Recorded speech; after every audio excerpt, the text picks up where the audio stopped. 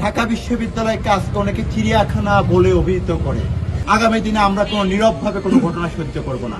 তার বিরুদ্ধে যথাযথ পদক্ষেপ এবং কঠোর পদক্ষেপ আমরা গ্রহণ করব। খুবই ব্যঙ্গাত্মকভাবে ঢাকা বিশ্ববিদ্যালয়কে আজকে অনেকে চিড়িয়াখানা বলে অভিহিত করে।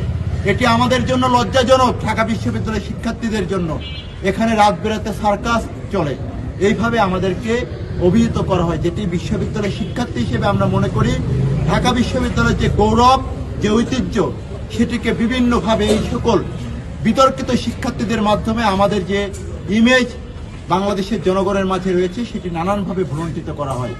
সেই সকল ব্যাপারে বিশ্ববিদ্যালয়ের প্রশাসনের কাছে তাৎক্ষণিকভাবে আমরা লিখিতভাবে অভিযোগ দিয়েছি এবং আমরা চেয়েছি আজকে রাতের মধ্যে যে এই ঘটনার সাথে কোনো চাঁদাবাজির কোনো সংশ্লিষ্টতা আছে কিনা বিশ্ববিদ্যালয় প্রশাসন আজকে রাতের মধ্যে সেটি তদন্ত সাপেক্ষে জনসম্মুখে ঢাকা বিশ্ববিদ্যালয়ের শিক্ষার্থীদের কাছে সেটি প্রকাশ করবে এবং এই ঘটনার সাথে যারা জড়িত সে যেই হোক না কেন, যত শক্তিধর হোক না কেন, তার বিরুদ্ধে প্রশাসনিক ব্যবস্থা গ্রহণ।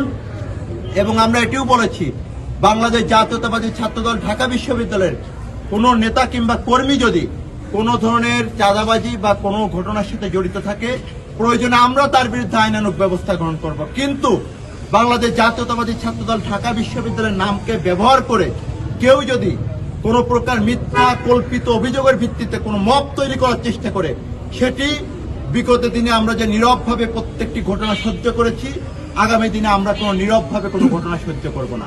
তার বিরুদ্ধে যথাযথ পদক্ষেপ এবং কঠোর পদক্ষেপ আমরা গ্রহণ করব।